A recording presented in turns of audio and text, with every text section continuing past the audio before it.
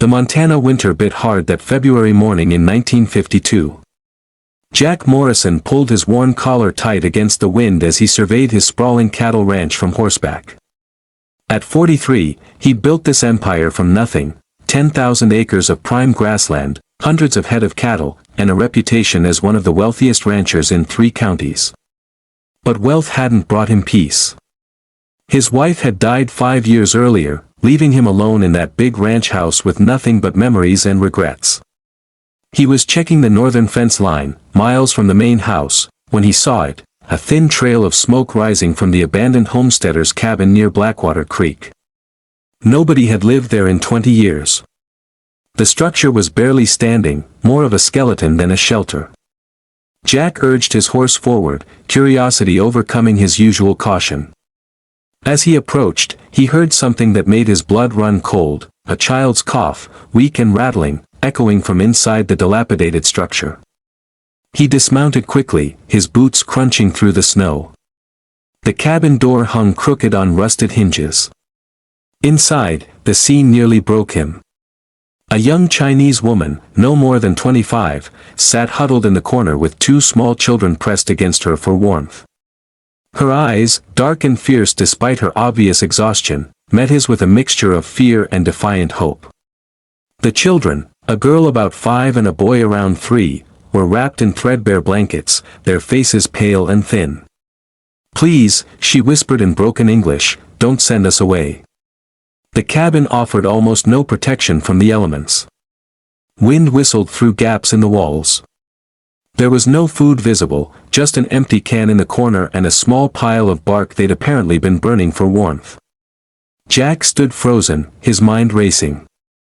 He knew the story without asking, another immigrant family caught in America's harsh reality, probably abandoned or fleeing something worse. "How long have you been here?" he asked gently. 3 days, she said, pulling her children closer. "We walk from town. No money. No place go." The little girl coughed again, and Jack made his decision. "Come with me," he said simply. "All of you." The woman's eyes filled with tears. "We work. I work very hard. I cook, clean, anything. Please, just my children need warm, need food." "We'll sort that out later," Jack said. "Right now, we need to get you to the ranch house before you all freeze to death." The ranch hand's eyes widened when Jack Morrison rode in with 3 unexpected passengers. He'd wrapped the children in his own coat and let the woman ride while he walked alongside, leading the horse. "Boss," his foreman, Pete, approached cautiously. "What's going on?" "Get Doc Henderson out here," Jack ordered, carrying the little boy, who had fallen asleep in his arms. "And tell Maria to prepare the guest rooms and heat up whatever's left from breakfast." Within an hour, the ranch house, usually silent except for Jack's footsteps, was alive with activity. Maria, the housekeeper, had drawn warm baths and was already washing the children's clothes. Doc Henderson examined all 3, his expression grave. "The woman's name is Mei Lin," the doctor told Jack privately. "She's malnourished but strong. The little girl, Lily, has a respiratory infection that could have turned into pneumonia in another day or 2. The boy, Tommy, is in better shape but underweight. I'll come back tomorrow to check on them." "What do I owe you?" Jack asked. Doc Henderson waved him off. "Just keep doing what you're doing." Not many men would have brought them home. That first week was an adjustment. Mei Lin refused to accept charity. Despite her weakness, she insisted on helping Maria in the kitchen. Jack would come in from the fields to find her scrubbing floors or mending clothes, the children playing quietly nearby. "You're supposed to be resting," he'd say, exasperated. "I rest when children sleep," she'd respond with quiet dignity. "I work. I pay debt." "There's no debt," Jack would counter, but she'd just return to her tasks with that same determined expression. By the second week, Jack noticed changes in his home.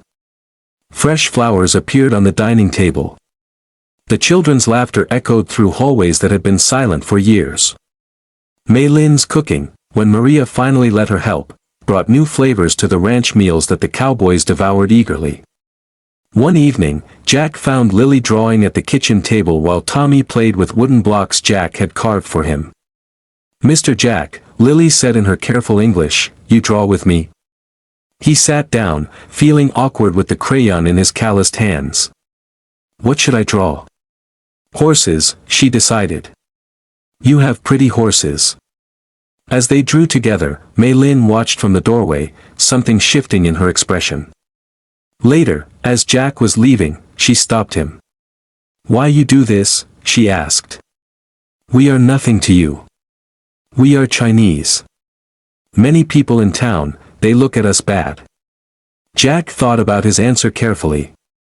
"My wife used to say that God puts people in our path for a reason. Maybe I needed you here as much as you needed a place to stay." Spring came to Montana, and with it, trouble. The local shopkeeper, Henry Walsh, had been spreading talk around town. "It ain't natural," Jack overheard him telling a group outside the general store. "A white man, a rich rancher, taking in some Chinese woman and her half-breed kids. People are gonna talk, Morrison." Jack stepped forward, his jaw tight. "Let them talk, Henry. Those children nearly froze to death in that cabin. What would you have had me do? Leave them there?" "There's places for people like that," Henry muttered. "Ain't proper, having them in your home." "The only thing that ain't proper," Jack said, his voice dangerous and low, "is judging children for the circumstances of their birth. You got a problem with how I run my ranch, you can take your business elsewhere." The confrontation was the first of many. The town's attitudes toward Chinese immigrants hadn't softened much since the Exclusion Act days. Mei Lin faced cold stares when she accompanied Maria to town. Children would taunt Lily and Tommy, calling them names they were too young to understand. Jack's solution was characteristically direct. He started bringing the children with him everywhere, to the feed store, to the bank, to church. He'd place a protective hand on Lily's shoulder and dare anyone to say something with his eyes. "You're making enemies," Pete warned him one evening. "Some of the ranchers are saying you've gone soft, letting a Chinese woman run your household." "Mei Lin doesn't run my household," Jack corrected. "She's part of it. And if that makes me soft, then I guess I'm soft." But it wasn't just the town's prejudice they faced. One night, someone threw rocks through the ranch house windows. Another time, Jack found hateful words painted on his barn. He called a meeting with his ranch hands. "Any man who has a problem with Mei Lin and her children staying here can collect his wages and leave right now. I won't have hatred on my property." The men shuffled their feet, but none left. They'd seen how hard Mei Lin worked, how the children had brought joy back to a man they'd watched grieve for 5 years. They'd tasted her cooking and heard her singing while she worked. "We're with you, boss," Pete finally said. "Just seems like half the county isn't." Mei Lin wanted to leave. "I bring you trouble," she told Jack, tears in her eyes. "We should go. We go to California, where more Chinese people." "With what money?" Jack asked gently. "And why should you have to leave because other people can't see past their own ignorance?" "In China, we have saying," Mei Lin said. "One tree cannot make a forest. I am one tree. You are one tree. Together, maybe we make something stronger." Jack smiled. "Then we'll be a forest. Let them throw their rocks. These children deserve a home, and you've made this house feel like one again." By summer, something had fundamentally shifted at Morrison Ranch. Mei Lin had transformed from a frightened refugee into an integral part of the operation. She kept the books with meticulous precision, managed the household accounts better than Jack ever had, and even started raising chickens, selling eggs to some of the ranch hands' families. Lily had blossomed. At 6, she was reading at a 3rd grade level, thanks to the tutor Jack had hired. Tommy, now 4, followed the ranch hands around like a small shadow, learning to rope hay bales and name every horse in the stable. But the greatest change was in Jack himself. The hard, grief-stricken rancher had softened. He taught Lily to ride, spent evenings helping Tommy build toy corrals, and found himself looking forward to dinner conversations with Mei Lin about everything from ranch management to philosophy. In China, I was teacher, she confided one evening as they sat on the porch, watching the children chase fireflies. My husband, he was killed in war. His family blame me, say I bring bad luck. They tell me take children and go. So you came to America, Jack said. I hear America is land of opportunity. But opportunity is hard to find when you're a Chinese woman with 2 children and no money. She paused. You give us more than home, Jack. You give us dignity. You earned that yourself, he replied. I just opened a door. You walked through it. That fall, Jack made a decision that would change everything. He called his lawyer to the ranch. I want to set up trust funds for the children, he explained. Education funds, primarily. Whatever it takes to get them through college. The lawyer, an old friend named Robert Chen, one of the few Chinese professionals in the state, raised his eyebrows. That's generous, Jack. Very generous. Have you thought about what this might look like? I don't care what it looks like, Jack said firmly. These kids deserve a future. Robert leaned back. There's another matter you might want to consider. Mei Lin's immigration status is precarious. The Chinese Exclusion Act is technically still in effect. If the wrong people ask questions, she could be deported. Jack's stomach dropped. What can we do? Well, Robert said carefully, there are a few options. She could apply for residency as your employee, but that's uncertain. Or. He paused meaningfully. Or what? You could marry her. Wives of citizens are granted automatic residency. The suggestion hung in the air. Jack's first instinct was to reject it, his loyalty to his late wife, the impropriety, what people would say. But then he thought about Mei Lin being torn away from her children, sent back to a country that had rejected her. He thought about Lily's laughter and Tommy's hugs. He thought about coming home to a warm house and meaningful conversations. He thought about the woman who'd brought life back to his world. I need to think about this, he finally said. That night, he couldn't sleep. He walked out to his wife's grave on the hill overlooking the ranch.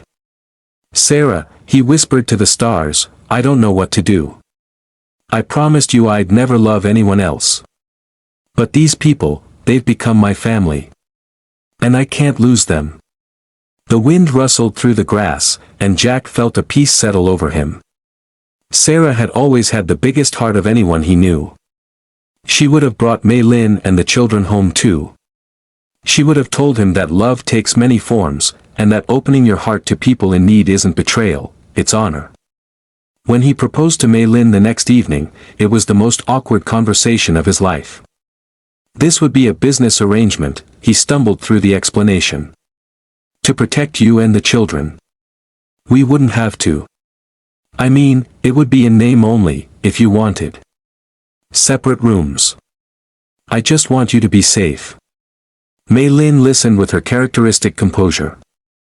When he finished, she was quiet for a long moment. Jack Morrison, she finally said, you are a good man. Too good. You offer me marriage without love, just for protection. I'm sorry, he said. I know it's not. I say yes, she interrupted, a small smile playing at her lips. Not just for protection. I say yes because in this year, I have seen your heart. You teach my daughter to be brave. You teach my son to be kind. You teach me that not all people are like those in my past. She paused, her eyes meeting his. And because I think maybe, just maybe, this is not business arrangement. Not really. Not for either of us. Jack felt his heart skip. Mei Lin. We take it slow, she said. We become family first, in truth. Then maybe, one day, we become husband and wife in more than name. Yes. Yes, Jack breathed. Yes, that sounds perfect. They were married quietly by a judge in the next county, with Robert Chen and Maria as witnesses. The children wore new clothes and carried flowers. Lily beamed.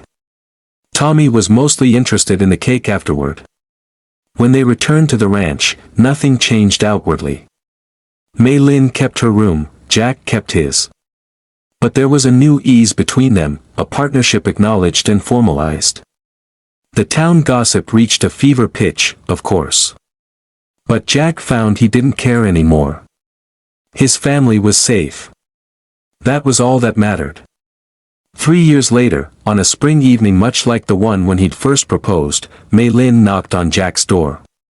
"The children are asleep," she said. "I come to talk." "Of course." He set down his book. "What's on your mind?" "I think," she said, settling into the chair across from him, "that 3 years is long enough to take it slow. I think that what we have is real. I think." She took a breath. "I think I love you, Jack Morrison. And I think maybe you love me too." Jack crossed the room and took her hands in his. "I've loved you for 2 years, Mei Lin.